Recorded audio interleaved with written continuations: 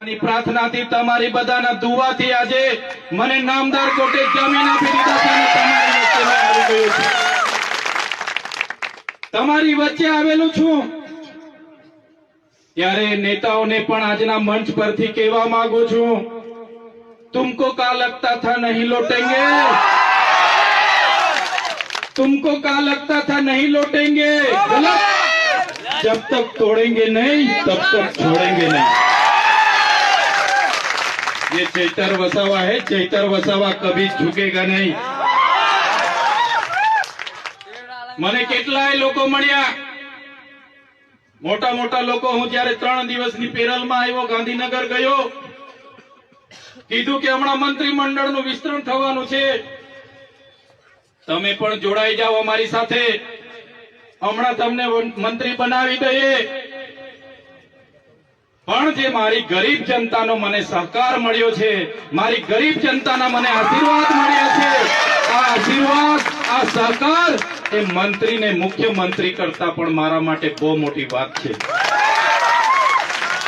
હું મંત્રી બની જાઉં, મુખ્યમંત્રી બની જાઉં, કરોડો અબજો રૂપિયા વસાવી લેમ, મિલકતો પ્રોપર્ટીઓ કરી લેમ, પણ મારી જનતાના પ્રેમ સામે કરોડો રૂપિયાની કોઈ કિંમત નથી। આ મારી જનતાનો પ્રેમ છે, અમારા સાથી મિત્રોનો સહકાર છે, અમારા વડીલોની આશીર્વાદ છે, એની સામે મારે મંત્રી પદની કોઈ ગરિમા નથી। આજ મારી ગરિમા છે,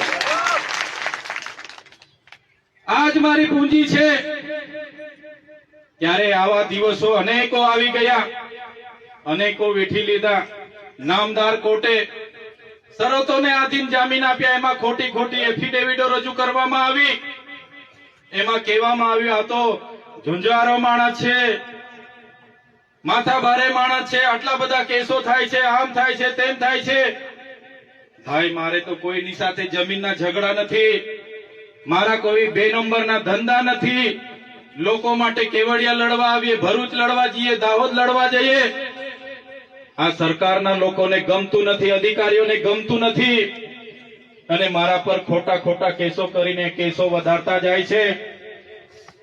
ત્યારે શરતી જામીનો મને મળી છે, મને કેટલાક અધિકારીઓ રાજી રાજી થાય છે, એના નેતાઓ રાજી રાજી થાય છે, કે છે કે ડેડિયાપાડામાં એમને જવા નથી દેવાના, પ્રતિબંધ છે, આવનારા દિવસોમાં નર્મદામાં પણ જવા નહીં દઈશું, પ્રતિબંધ થઈ જશે।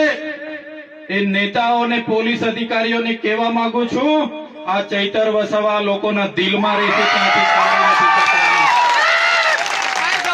તમે ડેડિયાપાડામાંથી કાઢી નાખશો, તમે નર્મદામાંથી કાઢી નાખશો, અમે તો લોકોના દિલોમાં રહી છે, ત્યાંથી ક્યારેય કાઢી નથી શકવાના।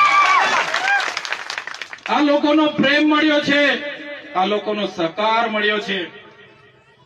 આજે જ્યારે આ મંચ પર આવ્યા છે, તમારી બધાની હાજરી છે, એ પૂરો વિશ્વાસ સાથે તમને કહીએ છે, પ્રકૃતિને હું પ્રાર્થના કરું છું કે આટલી નાની ઉંમરમાં જે પણ મને આજે મળ્યું છે, ભગવાન ઈશ્વરનો તમારો આભાર માનું છું, પ્રકૃતિનો આભાર માનું છું।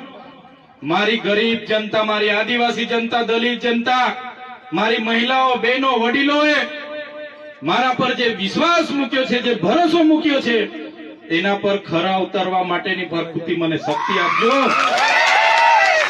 શક્તિ આપજો મને। જ્યાં પણ અમારી બહેનો સાથે અન્યાય થશે, જ્યાં પણ મારા ભાઈઓ સાથે અન્યાય થશે, ત્યાં જઈને ઉભા રહેવાની મને શક્તિ આપજો ને એમને ન્યાય આપવા માટેની મને શક્તિ આપજો। ત્યારે સાથીઓ, હું તો નાનો માણસ છું, તમે જોયું હશે, એક નાનો કેસ થયો, નાનો કેસ થયો એટલે ટેબલ પર જામીન થઈ જાય, મામલતદારમાં જામીન મળી જાય। આ લોકોએ કેવું કાવતરું કર્યું, કેવું આયોજન કર્યું, અને મને 80 દિવસથી વધારે સમય મને જેલમાં રાખ્યો।